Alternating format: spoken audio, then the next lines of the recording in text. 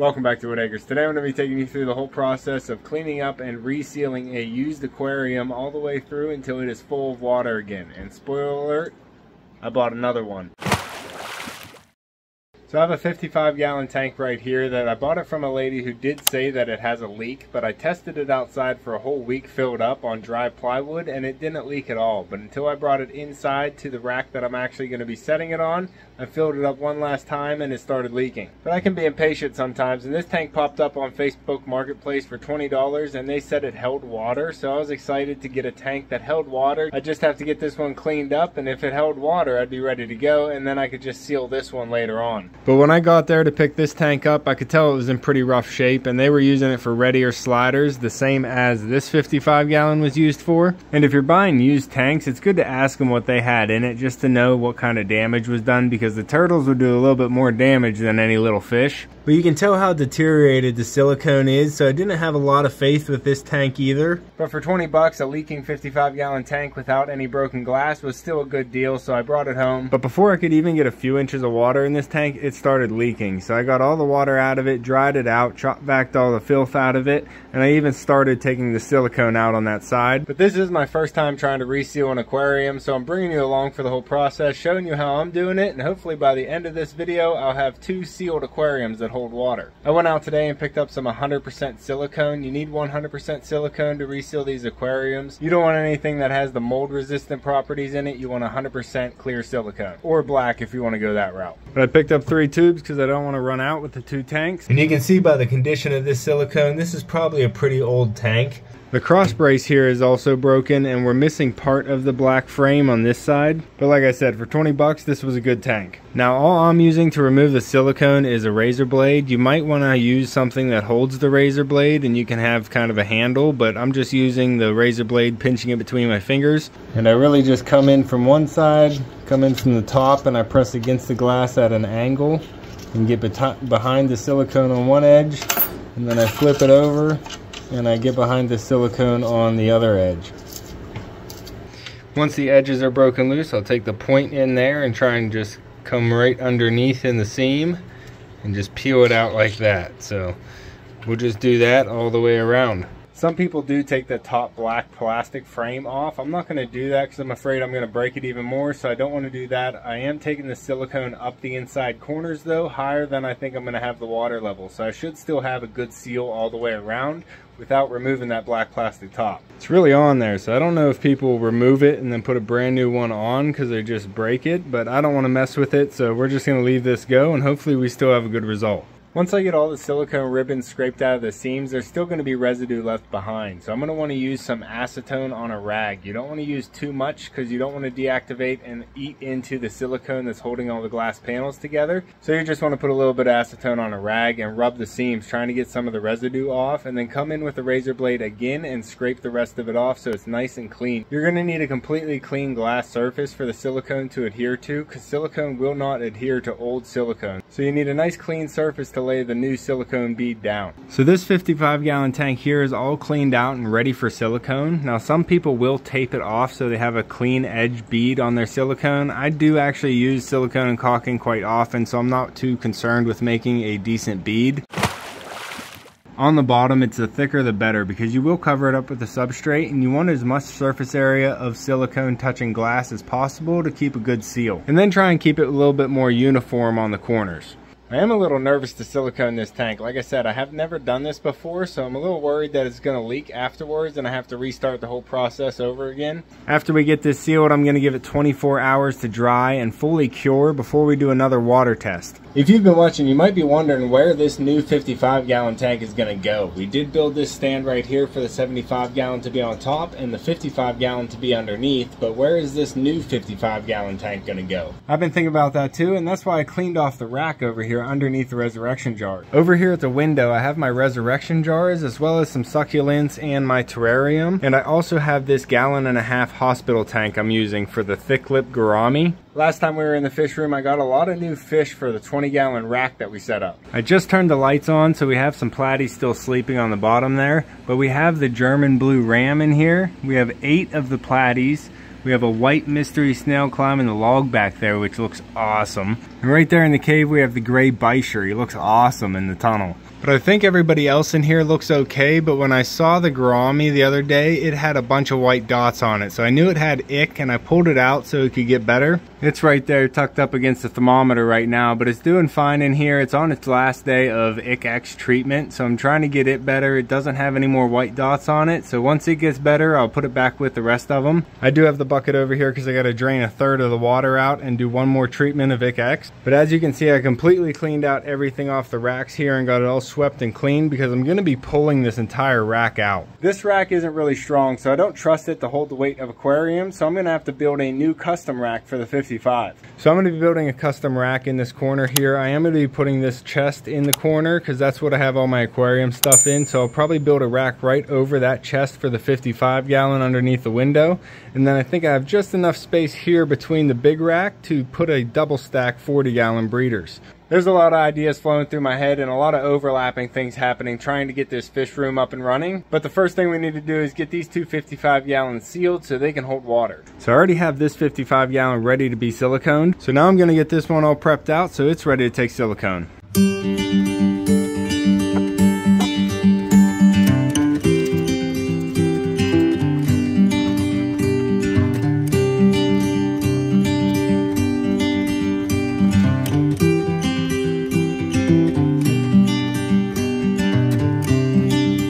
Definitely want to use a shop vac to get all the little pieces out. You don't want any of the silicone left in the tank.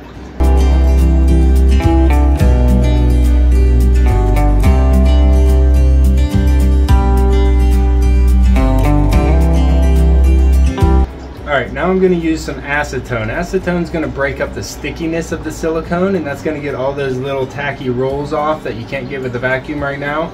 You want to use a rag because you don't want too much in there because the silicone is still holding all these glass panels together, and you don't want it to eat through any more silicone than just the inside that you're taking off.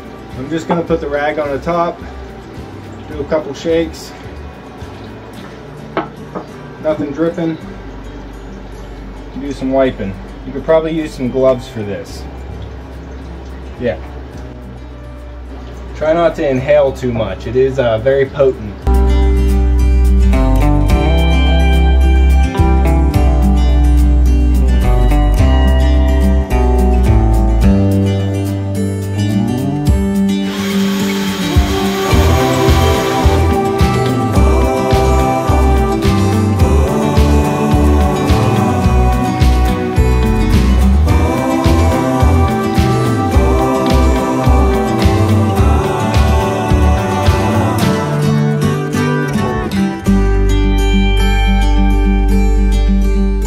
I got all the silicone cleaned out of this tank and it is all wiped out with the acetone, and I gave it a good sweeping with the shop vac. This is some work and it does take a little bit of time, and I am way overdressed for being inside right now. But now that I got all the silicone out of this tank, before I do the final silicone, I want to make sure this tank is spotless. So we're going to give it a good cleaning with a magic eraser. And I'm going to use tap water and a little bit of white vinegar.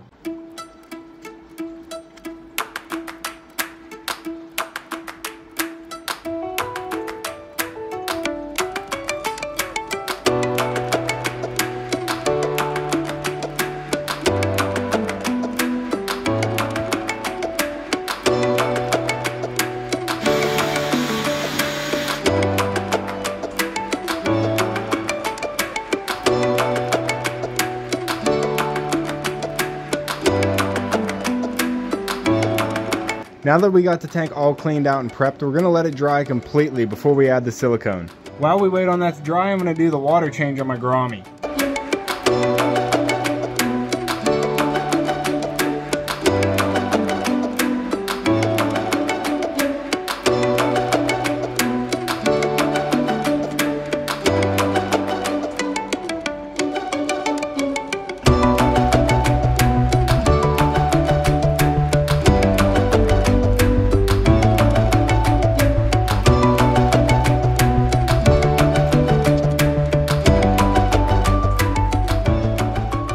So I was checking the tank one more time before I started the siliconing, and I was rubbing my fingers in the seams, and it was actually a little bumpy. You want it as smooth as glass because it is glass. And if it's bumpy at all, there's still some silicone residue. So rub your finger across that and knock it all off, and then take the razor blade back all the way through and just do some scratching, get it all off of there, and then rub it down again with silicone. But I was actually going around the edges of the black plastic here, and I was rubbing the razor blade up there backwards, and I started getting a bunch of dirt just falling out all over the place. It was filthy under there. Seeing the dirt all the way up underneath that top frame, I think this tank spent some time outside. But the prep work here is the most important part, so you want to make sure you have it completely cleaned out, and if you have to, clean it out again before you start any siliconing. Siliconing is actually one of the shorter steps of the process. You really want to make sure you have the prep work done right before you do the siliconing, because once you silicone it, you're done. So puppy, we got to keep cleaning, bud.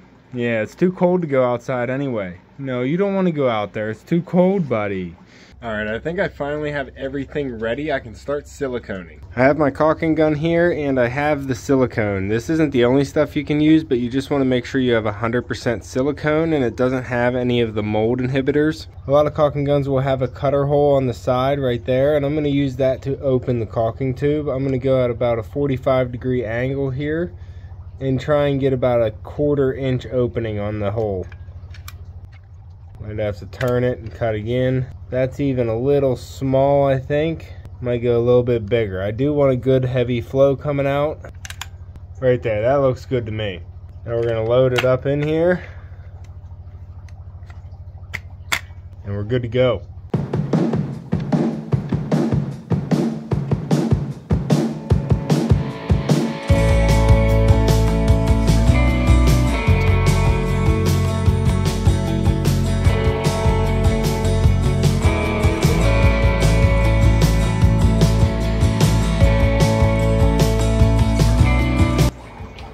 This is not starting out good.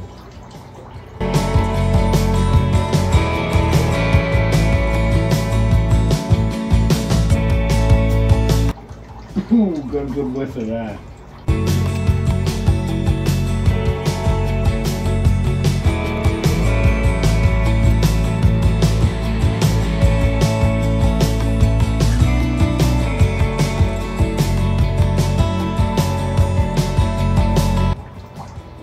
Need to stop touching it. It's just getting worse. Alright, I definitely see why people use tape now. This is a little harder than I was thinking it was going to be, but I'm definitely too far along on this tank to use tape at this point, so I'm just going to keep going.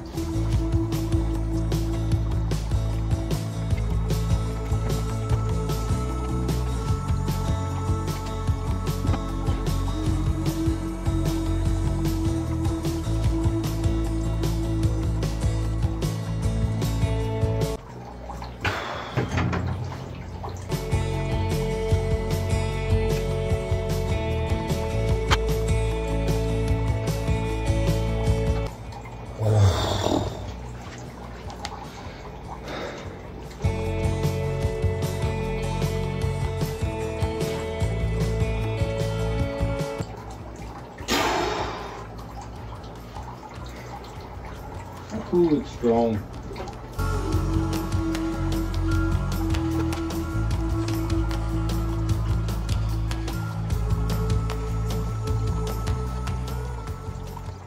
Alright, I got the first tank resealed, and in doing so I realized this is going to be a lot harder than I thought. I could have done a lot neater job with the silicone. So I do have a good bit of experience with a caulking gun doing trim work around baseboards and windows. But on those projects, you're usually trying to leave a clean bead without any excess. But on the aquarium, you're trying to leave a nice thick bead and leave all the excess there to cover both sides. So if I used tape before I did the silicone, I could have been peeling it off and it would have taken away all the excess that I have spread out there. And it just would have left a lot cleaner lines. So I'm glad I started on this tank. This is the older tank. It doesn't have as clear as glass as the other one, and the plastic is broken on this one. This tank is probably a little bit newer because it is a lot cleaner and the glass is still pretty clear. So as you can see, I went ahead and taped all the corners on this that I'm going to be caulking in. And I didn't have a lot of tape, so I actually used some thick painter's tape ripped in half and then just used a straight edge against the corner there. I just eyeballed a gap that's about twice the thickness of the glass piece that holds the aquarium together. And then I ran out of blue painter's tape, so on the bottom I had to use some electrical tape. I don't think it's going to leave a lot of residue whenever I peel it up, and it's just going to help take some of the excess of the silicone silicone out of there,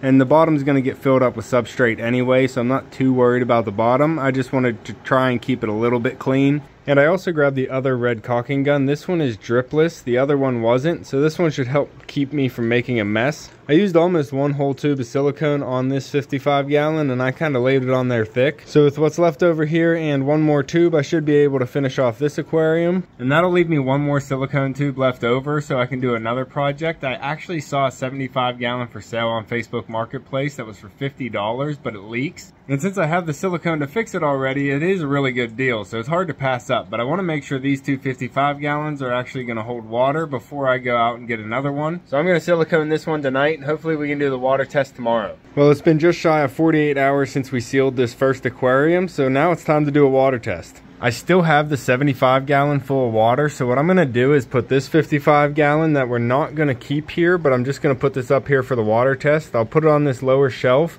and then I'm going to siphon the water from the 75 into the 55. And with it being raised up off the floor from this spot, if it does have another leak, I'll be able to siphon the water better with gravity going out the door. And if I'm being honest, this isn't my proudest work. This tank I did all freehand without taping it off first, and as I'm hoping it still holds water, it definitely doesn't look the best.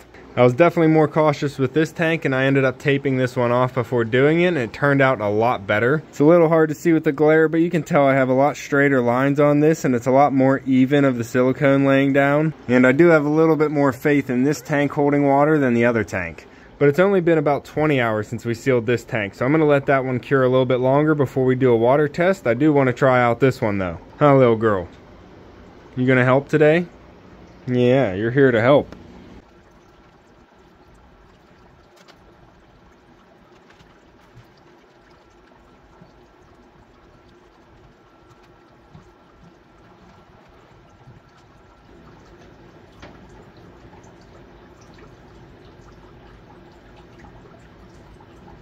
Alright, as I get this into position, it does rock a little bit, which is not good for an aquarium. It really needs to sit level. As this fills up with 55 gallons of water, that's a lot of weight on that bottom panel. And if there's any gap under there where it's rocking, it'll try and lay flat on the wood. And glass doesn't bend very well. So I'm going to put a towel under here, folded in half, just so it has a little bit of thickness under there, and it'll give a little bit of self-leveling and cushion that gap. This might even be the reason why the other 55 gallon didn't leak outside, and it did leak whenever I got it in here. If it's not sitting perfectly level, it'll stress on the joints, and it probably opened up the silicone a little bit, and when it was sitting outside it was perfectly level and everything was held together tight. I'm pretty sure they make self-leveling mats out of neoprene for aquariums, so I might have to get one of those, but I don't have one, so I'm going to try this towel here for now.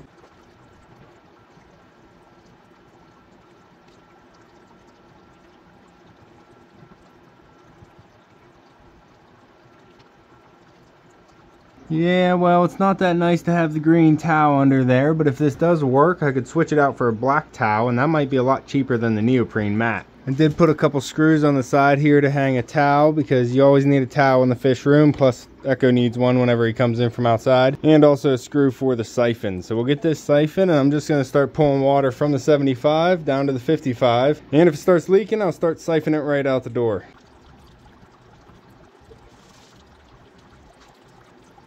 Now this is the hard part.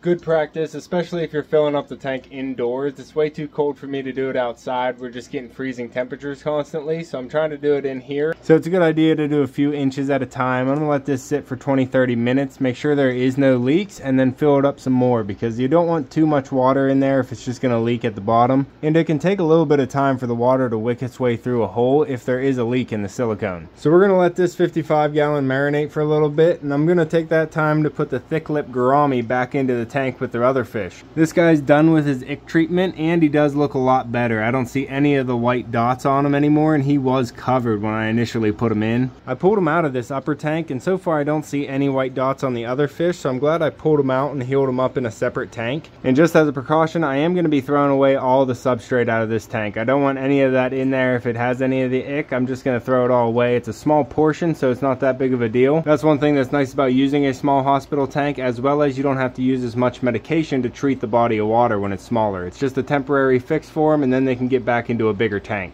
And checking the thermometer here, this water is actually a couple degrees warmer than the tank I'm about to put them in. So I can actually just pull them out with a net and drop them right in without any acclimation. Both waters being within a few degrees shouldn't be any shock to the fish. So I use my little net here and try and catch them out. Come here, buddy. I know. This net took you away from everybody else last time. Nice and easy, bud. Don't hide behind anything. I can't see you when you go to the side. Yep, okay, you jumped right into the net. Perfect. Right over here real quick. There you go, buddy. And the lights are still off, so you should have a decent acclimation. Gorgeous, buddy. Yeah, you look gorgeous. No white dots on you now either. And now I'm going to keep looking over the edges of this tank, and then I'll start filling it up again if it stays dry. It's been about 30 minutes. So far so good. So I'm going to start the siphon back up again.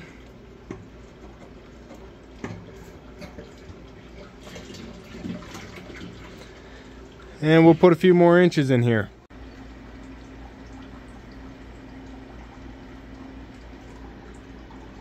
Just came out here to play with Echo, and I haven't seen my bass in a long time, so I always come up to the pond to check and see if she's out, and she is out right now. Hold on, puppy, just checking. I finally see her. I thought she might have passed away and got stuck underneath one of the caves, but she's just been hiding for weeks. I'm sure she's been coming out at different times, but every time I came to the pond, I haven't been able to see her. But we got a little bit of hierarchy going on. We got the bass up top and the koi, and then all the goldfish. That's awesome. I am happy to see that bass in there. Like I said, it's freezing out here. We had a really cold night last night, so we have some ice forming all around the geyser. And we're also starting to get some icicles all around the waterfalls as well. We're supposed to warm up for the next couple days, so all this will disappear, but it's always fun to watch the ice form on the waterfalls. The mini pond up here on the patio formed a nice ice feature. It's squirting out there and it's building up a nice little tower. It's actually pretty thick across the top there, so I'm hoping that's all gonna melt off tomorrow. And there is still fish in this one, so we haven't pulled them out, but I'm sure they're fine underneath that ice as well. But it's probably about time to shut this one down. Then we can get the two shabunkin moved out to the big pond here. Pop. And the pool with the wood that's soaking in it, frozen over too. Good boy. All right, how much water is in here? We're at about halfway. I think I'm gonna cut it off again. Break the siphon here. Come here, there we go. Break the siphon, and we'll let this sit and marinate for a little while, and I'll make sure it's not leaking at this level, and then we'll take it up all the way. This is the first aquarium I've ever tried to reseal, so I'm not too confident in it. I wanna take it slow filling it up. Plus, I got real messy trying to smooth out all the silicone when I was doing it, but I'm hoping it still holds water because I don't want to redo the whole thing. Well, I filled it up completely, and so far it's holding. I actually forgot about it, so it got all the way to the top. I didn't mean to go that high, but we are completely full on this, and I thought it was pretty interesting. You can see that bracket. Before we filled it up, those pieces were actually touching, and now they're over an inch apart. So I guess glass can bend, and this is actually bending pretty far. So I think before I actually escape this tank for good, I'm probably going to try and mend that plastic bracket to try and give it the strength it originally had. I don't really want this bowing out like it is, given all the stress on the silicone. Looking down at long ways, you can really see the glass bow in there. Over an inch spread. Oh, you're gonna have to excuse the hair for a second. I just got a shower. But I'm happy this tank is holding water. I'm not gonna leave it filled up overnight. I am gonna drain it into my Oscar pond to give it a full water change. And then I do wanna try and fix that bracket before I fill this up again. That just looks like it's too much stress on the seams, and I don't wanna have this leaking or blowing out. That's just crazy how far that's flexing apart. I was kind of thinking you could even just take the top of the rim off and leave it as a rimless tank, but look at that. That is just too far. That's a lot of bow. This one's still solid, so that's gonna be good. So right now I'm taking some water out of the Oscar pond, and then I'm gonna drain the 55 out into it. Hey buddy. We are all hooked up with a siphon hose going to the cichlid pond and coming from the 55 gallon. I've drained it down some already, and you can see how close the plastic has gotten.